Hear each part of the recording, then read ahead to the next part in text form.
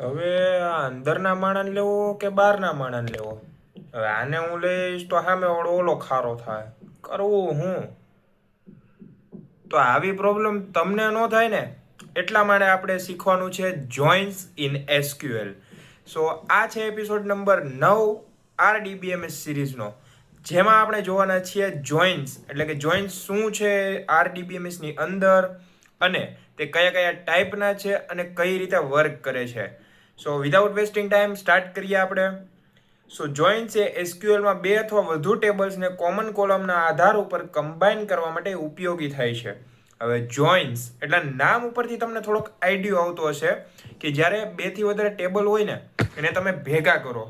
પણ ભેગા કયા કરો? કંઈક કામ હોય તમારેથી, કંઈ એમને તો તમે કંઈ ભેગા નથી કરવાના. બે માણા કયા ભેગા થાય? પ્રેમ હોય થઈ. તો ટેબલમાં એમ જ છે અત્યારે કે કંઈક કામ હોય ને ત્યારે જ ટેબલ ભેગા થાય, કોઈ પર્પઝથી ભેગા થતા હોય. તો એના માટે યુઝ થાય જોઇન્ટ્સ. સો હવે આપણે જોઈએ કે જોઇન્ટ્સ છે એ કેવા કેવા હોય અને કઈ રીતે વર્ક કરે. સો મલ્ટિપલ ટેબલમાંથી ડેટા રિટ્રીવ કરે છે, એટલે કે બે ટેબલ હોય એમાંથી જેટલો ડેટા જોતો છે અથવા સરખો જોતો છે તો એને એક ટેબલ બનાવે અને એમાં લાવે. કોમન કોલમ જરૂરી હોય છે કે બેમાં કોમન કોલમ તો હોવી જ જોઈએ, ત્યારે તમે જોઇન્ટ્સનો ઉપયોગ કરી શકો. મોસ્ટલી પ્રાઇમરી કી ફોરેન કે રિલેશન પર આધાર હોય છે, એટલે કે એક મેઇન ટેબલ હોય એમાંથી એક નાનું ટેબલ બને છે બીજું, અને એ મેઇન ટેબલમાંથી જે કામ હોય એ તમે પરફોર્મ કરો તો નાના ટેબલમાં ઓટોમેટિકલી ચેન્જીસ થાય, ત્યારે જ જોઈન યુઝ થાય છે. રિયલ ડેટાબેઝમાં ખૂબ ઉપયોગી છે. હવે જોઇન્ટ્સ હોય, ડેટાબેઝ રિયલ હોય કંપનીનો, કેવડો ડેટાબેઝ હોય. તમને તો એમ જ છે કે આટલા ડેટાબેઝમાં કઈ કંપની અમાઈ જતી હશે? નો અમાય. તો એના માટે જોઇન્ટ્સ છે. તો એ અત્યારે હું તમને બધાય સમજાવું છું કેવા ટાઈપના આવે અને કોને જોઇન્ટ્સ કહેવાય. સો અત્યારે ટાઈપ્સ આપ્યા છે લેફ્ટ, રાઈટ, ઇનર, આઉટર. નો સમજાણું? આ હું વિઝ્યુઅલી તમને બતાવું તો જરીક ધ્યાન દેજો અને આઘા પાછા ન થતા ક્યાંય. સો આપણે સ્ટાર્ટ કરીએ અત્યારે. પહેલું જોઈન છે તો પહેલો જોઈન કયો હતો? Left join. તો અહીંયા લખીશ લેફ્ટ જોઈન. હાલો ભાઈ, જોઈન થઈ જાઓ.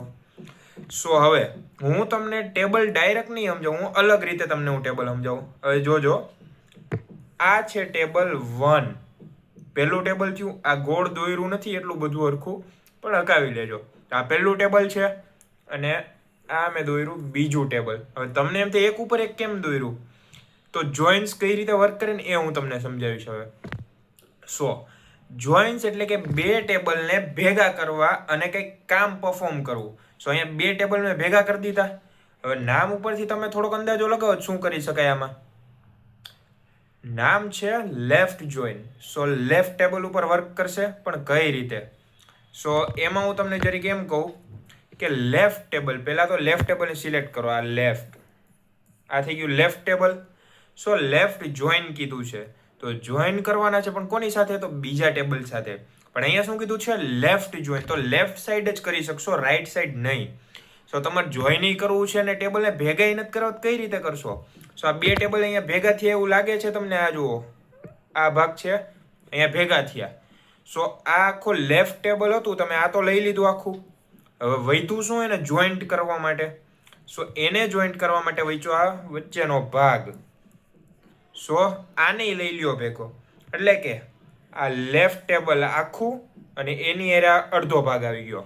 એટલે કે આમાં જેટલો ડેટા છે આ લેફ્ટ ટેબલની અંદર ઈ લેવાનો, અને આ બે ટેબલની અંદર જે કોમન ડેટા છે, આ જુઓ, બે ટેબલની અંદર કોમન ડેટા છે એ લેવાનો. એટલે કે લેફ્ટ ટેબલનો ડેટા, લેફ્ટ ટેબલ અને પ્લસ કોમન. એટલે કે લેફ્ટ ટેબલનો બધો ડેટા લ્યો અને બેમાં જે હરખાય ને એ લઈ લ્યો. હવે ખબર પડી લેફ્ટ જોઈન. હવે આવી જ રીતે આપણે જોઈએ રાઈટ જોઈન.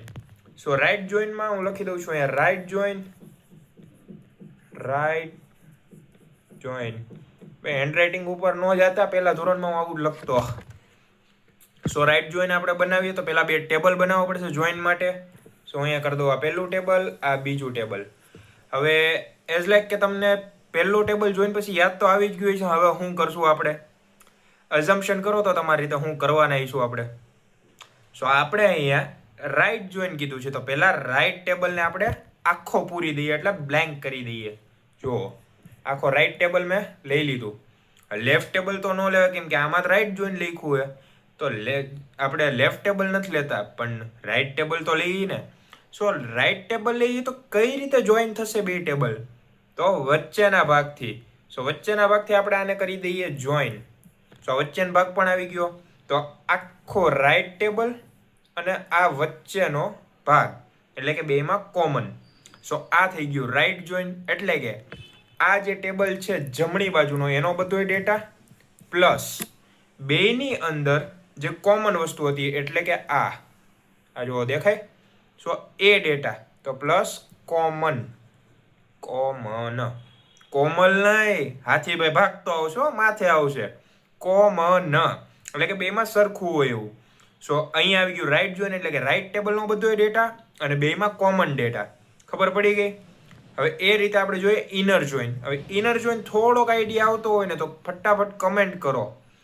સો હું અહીંયા લખું છું ઇનર જોઈન. ત્યાં સુધી તમે કમેન્ટ કરો કે આમાં શું આવશે, તમને જો આઈડિયા આવ્યો હોય તો. ઇનર જોઈન થોડુંક પ્રિડિક્ટ કરવાનું ટ્રાય કરો. બહુ ઇઝી છે આમાં કાંઈક છે નહીં. ખાલી બતાવી દઉં તમને, આ જોઈ લ્યો. આમાં શું આવશે ને એટલું તમારી રીતે વિચારી લ્યો. હાલો હું કહું, આમાં આવશે ખાલી અંદરનો ભાગ. આ જે કોમન છે ને, બે ટેબલમાં જ્યારે કોમન વસ્તુ હોય ને ખાલી એ જ લેવાની હોય એટલે એને કહેવાય ઇનર જોઈન. હવે આ તમને નામ ઉપરથી થોડુંક ખબર પડતી છે. જેમ કે ઇનર એટલે અંદરનો ભાગ, તો આ અંદરનો એક જ છે. સો આને કહેવાય ઇનર જોઈન. તો બે ટેબલમાં કોમન એન્ટ્રી, તો આ થયું ઇનર જોઈન. અને હવે last but not the least એટલે કે ફૂલ આઉટર જોઈન. એટલે કે આ વસ્તુ થોડીક તમને સાંભળવામાં એવી લાગશે કે તો આનો ઉપયોગ જ હું, પણ થોડોક ઉપયોગ છે. આઉટર જોઈન એટલે ભાઈ અક્ષર તો સુધારવાનું નથી, આપણે સુધરીએ. સો એને હું કીધું આઉટર જોઈન. હવે આઉટર કોને કહેવાય? બહારના જોઈન ને. બહારના તો ટેબલ હું કામનું? બહારના જોઈનને ન કહેવાય. જો બતાવું, આ ટેબલ છે. હવે હું એમ કહું આપણે ઇનર જોઈને લઈ લીધું, આઉટર જોઈને લઈ લીધું, લેફ્ટ રાઈટ બે લઈ લીધા, આઉટર બાકી રહ્યું. તો હવે આઉટર ખાલી જો આ મોટી આકૃતિ કરીને સમજાવું તમને. સો અહીંયા પીળું. હવે ઇનરમાં શું આવતું હતું? તો આ ભાગ બરાબર. લેફ્ટ હોય તો શું આવતું હતું? સો લેફ્ટ આખું ટેબલ અને એની સાથે આવડું આ ટેબલ બરાબર. અને એની જગ્યાએ હું એમ કહું કે ભાઈ રાઈટ ટેબલમાં શું હતું? તો આ અંદરનું આખું ટેબલ અને આ રાઈટ ટેબલ. હવે એની જગ્યાએ હું એમ કહું કે આઉટરમાં શું આવે? તો થોડોક અંદાજો લગાવો ખાલી, હાઉ ઇઝી છે. આઉટર જોઈનમાં આવશે આખું ટેબલ, આખું આખું અને આ અંદરનું આખું, એટલે બધું આવી જાય. કીધું તો ને તમને એમ થાય કે આ શું કામનું? આન કરતાં સિલેક્ટ ક્વેરી કરીને ન બધું કરી લઈ તો બધું ન હાલે ભાઈ અથવા બેન, પણ બધે ન હાલે આવું. સો આ તમે સમજ્યા અત્યારે જોઈન્સ કોને કહેવાય. સો આનું જ આપણે અત્યારે કરવાના છીએ પ્રેક્ટિકલ. તો ફટાફટ તમારા મોબાઈલ કે લેપટોપની અંદર SQL એડિટર ઓપન કરી લ્યો અને મારી સાથે સાથે પ્રેક્ટિકલ કરો. તો જઈએ હવે આપણે એડિટર સુધી, મતલબ આ તરફ. આપણે SQL એડિટર ઉપર આવી ગયા છીએ અને હવે આપણે પ્રેક્ટિકલ જોવાના છીએ. સો મેં ટેબલ બનાવીને જ રાખ્યું છે કે મને ખબર જ હતી કે તમે ટાઈમ વેસ્ટ તો કરશો નહીં, હોશિયાર તો બહુ રહ્યા ને. તો હાલો હવે આપણે થોડુંક પ્રેક્ટિકલ કરી લઈએ, ટાઈમ નથી બગાડવો. સો ટેબલ બનાવી લીધા. હવે આપણે બધા જોઈન્ટ્સની એક એક ક્વેરી પરફોર્મ નથી કરવાની જરૂર. એક ક્વેરીમાં આપણે બધું પતાવી શકશું. મતલબમાં ક્વેરીનું આખું ફોર્મેટ એક રહેશે, ખાલી શબ્દ ચેન્જ કરવાના છે. કઈ રીતે જોઈએ જ રીત. સો પહેલાં તો તમે જ્યારે જોઈન કરો તો બે ટેબલ જોઈન કરો. તો જોઈન તો કરશો ને કંઈક. તો હવે એના માટે તમારે કોલમની નામ લેવી પડે ને, કે આ ટેબલમાંથી મારે આ કોલમ લેવી છે. તો આપણે ગમે એક ટેબલ લઈ લઈએ અત્યારે, બધાય નથી લેતા, એક ટેબલ લઈ લઈએ અત્યારે. તો હું અહીંયા લખીશ સિલેક્ટ. હવે કઈ કોલમ લેવી છે? તો હવે મારો વિચાર એમ છે કે હું આ યુઝર નામનું છે ને જે ટેબલ, આ નીચે જુઓ સાઈડમાં, આમાંથી હું નેમ લઈ લઉં બરાબર. સો આને કરો કોપી, સિલેક્ટ ને અહીંયા નેમ. હવે નેમ તો મેં લઈ લીધું. તો હવે હું શું કરીશ? તો ફ્રોમ કે નેમ, સિલેક્ટ નેમ ફ્રોમ. સો કયા ટેબલમાંથી હું લેવાનો છું? તો યુઝરના ટેબલમાંથી. તો યુઝર્સ આ ટેબલ થઈ ગયું. અને હવે મેં ટેબલનું નામ લઈ લીધું અને એની અંદરની લાઈન લઈ લીધી, પણ મારે હવે એને બીજા ટેબલ હારે જોઈન તો કરાવવું જ પડશે, કરાવવું પડે ને. તો હું શું કરીશ, બીજા ટેબલનું નામ લખીશ. તો બીજા ટેબલનું નામ હતું સેલ્સ, પણ ખાલી સેલ્સ લઈ કે જોડાઈ જાય? નો જોડાય ને. તો હવે આપણે શેની ક્વેરી પરફોર્મ કરીએ એ યાદ કરો, જોઇન્સની. તો અહીંયા લખું જોઇન્સ અથવા ખાલી જોઈન, ગમે એક લખી દો. જોઈન લખ્યું તમે. હવે અહીંયા જુઓ એ કેવો કલર બદલી નાખ્યો એને, છે ને બાકી છોકરીઓ જેવું કામકાજ, કલર બદલી નાખો. સિરિયસલી ન લેતા હો, કોઈ ડિસલાઇક ન મારતા. સો જોઈન. સો અહીંયા તમે ટેબલનું નામ લઈ લીધું પહેલાંનું, એની રો લઈ લીધી. હવે બીજા ટેબલનું નામ લઈ લીધું અને અહીંયા જોઈન પરફોર્મ કર્યું. તો ગમે એક જોઈન પરફોર્મ કરવું છે તો આપણે ગમે એક અત્યારે જોઈનનું નામ લઈ લઈએ. હું લઉં છું લેફ્ટ જોઈન.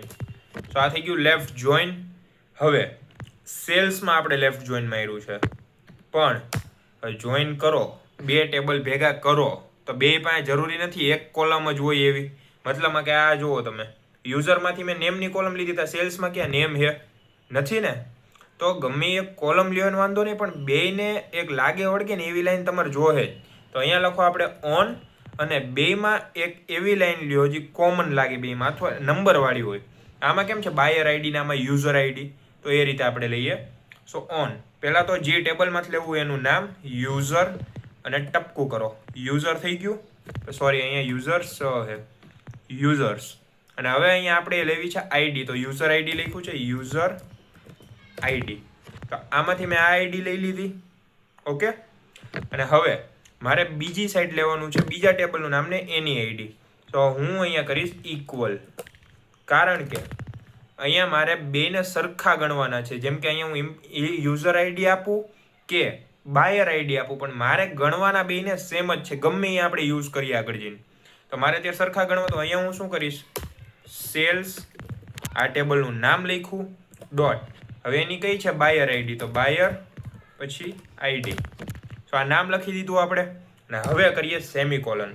સો આખી સિન્ટેક્સ હું તમને પહેલેથી સમજાવું છું, ધ્યાનથી સમજજો. સિલેક્ટ.